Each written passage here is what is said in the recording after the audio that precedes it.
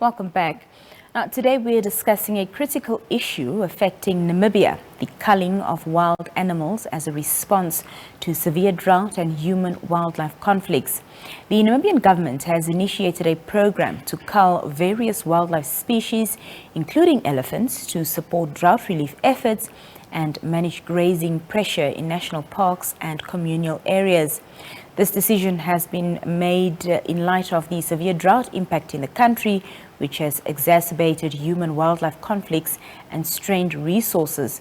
Joining us today is Romeo Muyunda from the Ministry of Environment, Forestry and Tourism, who is responsible to talk to us about this. And Romeo will provide insight into the rationale behind this decision, the implementation process, as well as the broad implications for conservation as well as community welfare. Romeo, good evening and thank you so much for joining us. Good evening, Nina. Thank you very much for having me. Romeo, to start with, can you explain the primary reasons behind the decision to cull wild animals, particularly elephants, in response to the drought? Yeah, thank you. This is a decision that was taken by Cabinet to ensure that the Ministry of Environment, Forestry and Tourism, number one, provides meat to the ongoing intervention by the Office of the Prime Minister with the drought relief program. And then, yes, we are going to, and we have committed, we are going to provide the meat that is being requested.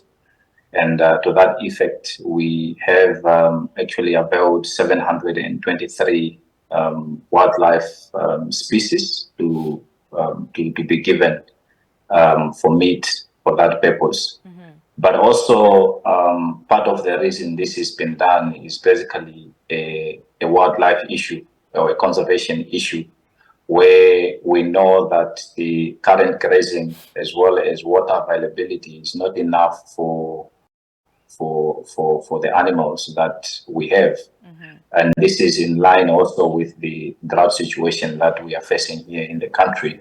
So it is important that we reduce the wildlife numbers in our national parks, but also in our communal areas, especially in conservancies, mm-hmm. so that what is available is able to match the available resources in the country. Mm-hmm. Apart from that, we have set aside 83 elephants, and also we have availed those for culling. And this one is in line with the decision that was taken, or the recommendation that was taken at the 2023 National Conference on Human-Wildlife Conflict. Mm-hmm. That conference had resolved that there is a need to reduce wildlife numbers in the country.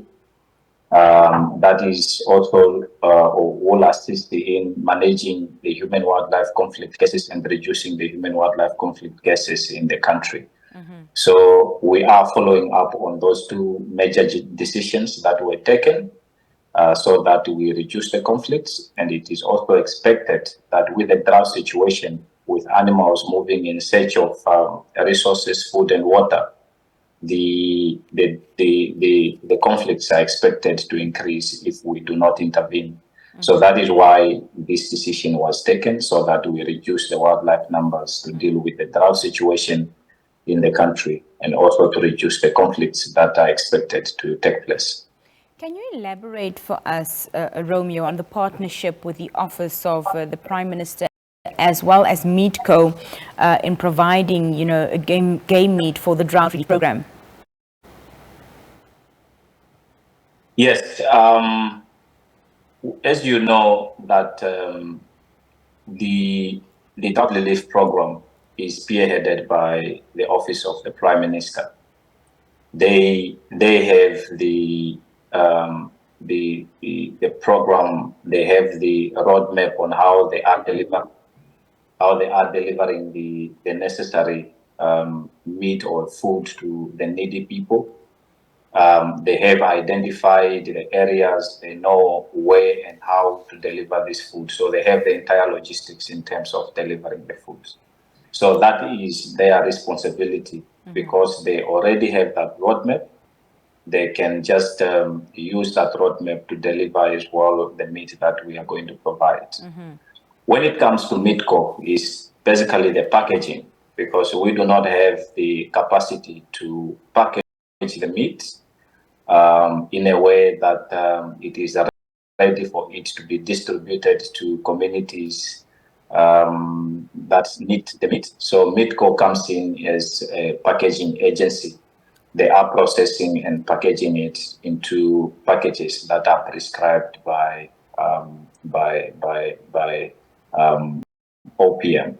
So for us, it's just a provision of meat, and we are providing that meat to OPM for that purpose, and OPM is going to distribute it. As for MITCO, they are going to package the meat in packages so that it makes it easier for people to distribute it. I must ask, Romeo, I'm wondering how sustainable an initiative or practice like this would be. I mean, how much meat are you able to generate, and how many mouths are you able to feed, and of course, for how long? So how sustainable is this initiative?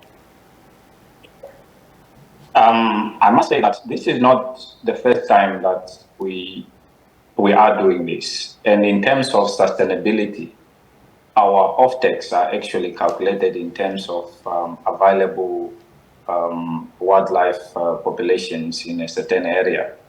And like I've said, this is actually a sustainability intervention that we are taking, because if we do not take it, and the resources that we have for wild animals are depleted, these wild animals will basically die anyway. They will die naturally. They will be killed by the impact of drought.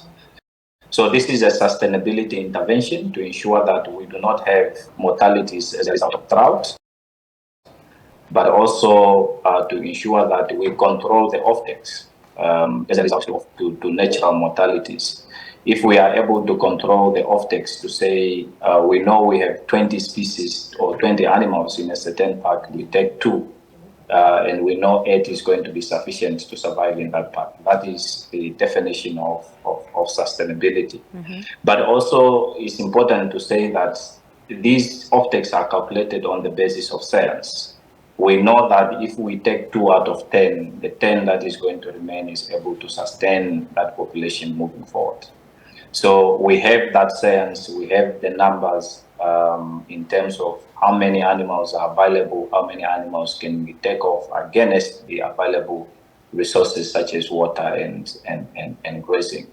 But also in terms of how many people we are going to feed, we feel we are going to feed as many people. We are talking about a lot of kgs of meat that we are going to distribute to communities, especially those that are in wildlife-prone areas. Already, with the meat that we have distributed over 56,000 tons of meat already with the animals that we have culled to date. So we believe that we'll be able to contribute to the nutrition of Namibians, especially those that are in need, especially also in this difficult time of drought. We believe that Namibians really need a hand when it comes to nutrition.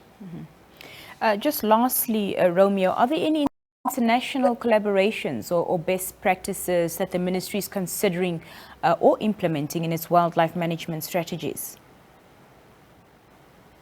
Of course, we are always going to benchmark what other countries are doing, but also we are going to oblige to international laws. As you know, that we are part and parcel of different international treaties across the globe. we are always going to abide and adhere to the rules and regulations that the international organizations are imposing in wildlife protection, such as CITES and others. And also we look into what other countries are doing in terms of, especially in alleviating things like drought, poverty in communities, and how we can better utilize our natural resources so that our communities and the country should benefit not only through it, but also through other economic initiatives that we have put in place. We know of the internationally acclaimed conservancy program that we have benchmarked, in fact, from Zimbabwe. And I think this is where the principle of conservancies come from.